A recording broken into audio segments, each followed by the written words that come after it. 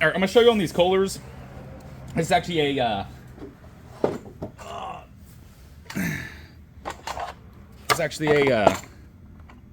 ZT720. They're very similar on almost all of these Kohler 700 series or 7000 series.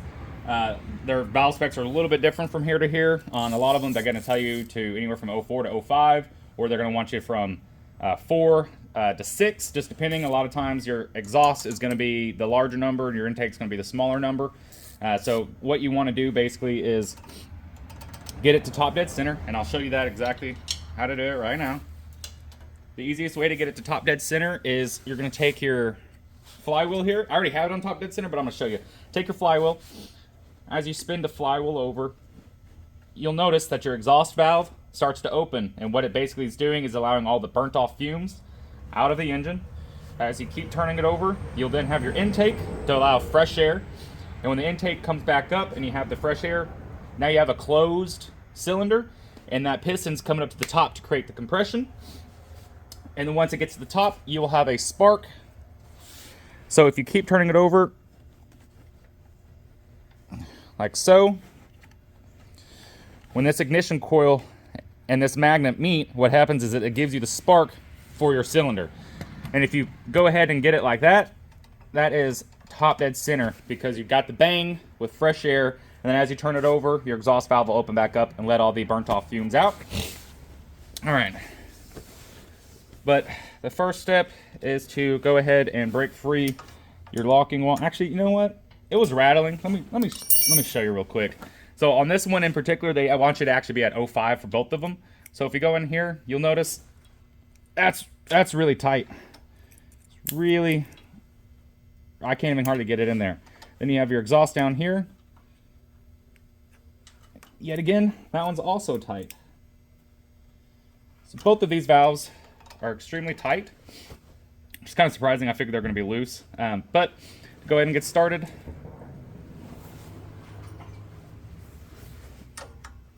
Break our locking nut. All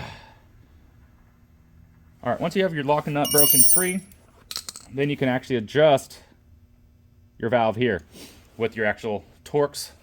So what we're going to do is, now that it's loose, you put your adjustment in there. And I'm just going to keep kind of sliding it back and forth as I tighten this.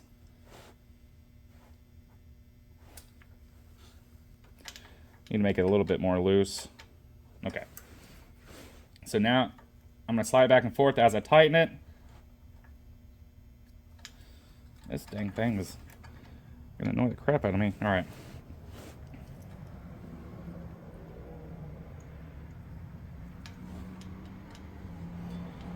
Sorry, I had it backwards. Your nut. Your nut's your adjuster. Torque screw, they're all a little bit different. I hate them. Your nut's your adjuster, the torque screw. See, now I have a slight, just slight, now it's too hard, but you want to get it to where it's just barely grabbing it.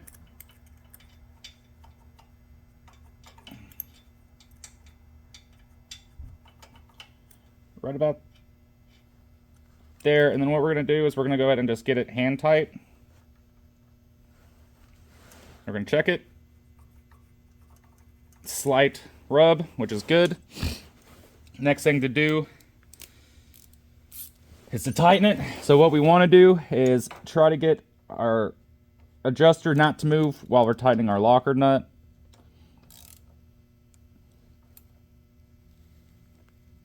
And all these are a little bit different on the foot-pounds that it wants. Take your adjuster, slide it in there. It's got a little bit, but I'm gonna make it just a tiny bit tighter.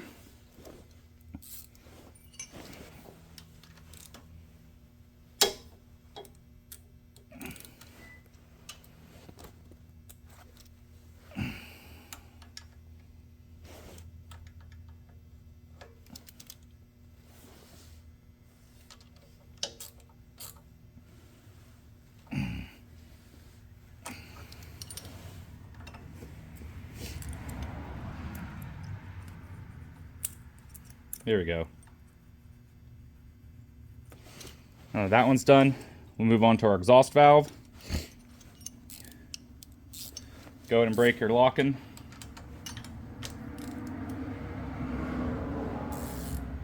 All right, now that that's broken free, we'll take our adjustment screw. Plenty of room, turn it slightly.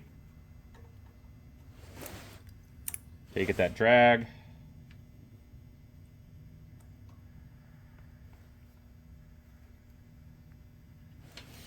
All right.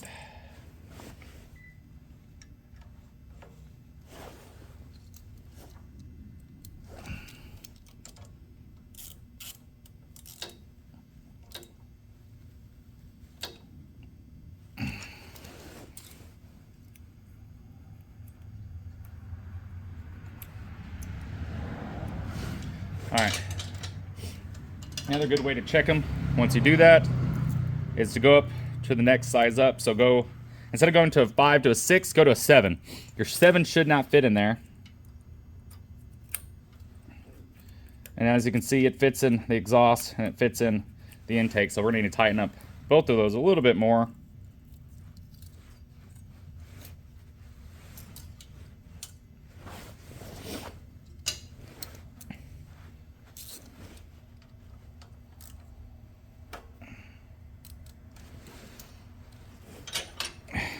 And if you just notice how it's positioned, if I go to the right just a tiny bit like so, it should give me that extra that I need. All right, get back on there. Grab our a little bit more friction to it. We'll grab our next one up. Sorry, double up to a 7. Like I said, 7 should not fit. 7 does not fit. That's exactly where we want it at. All right. Same step to the next one. So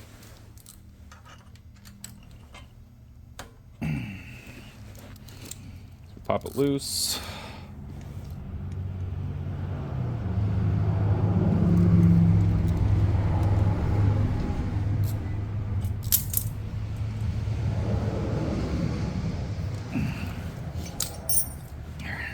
Grab our 5. That's still too loose.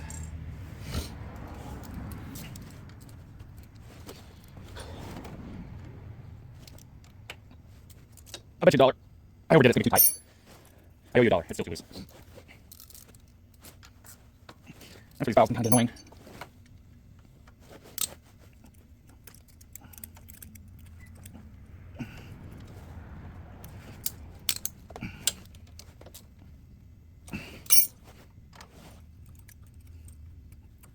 A little bit more tight.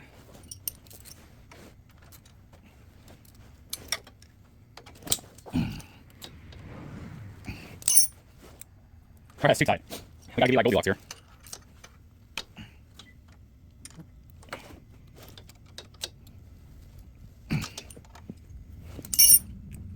Still too tight. It's a little bit looser though.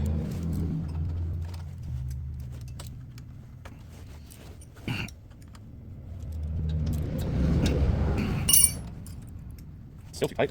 So I hate these stupid valves.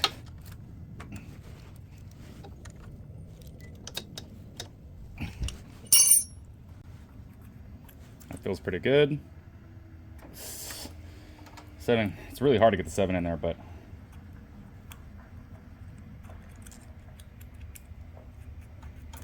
all right. That is good. Next step is you got to clean off all this old gasket.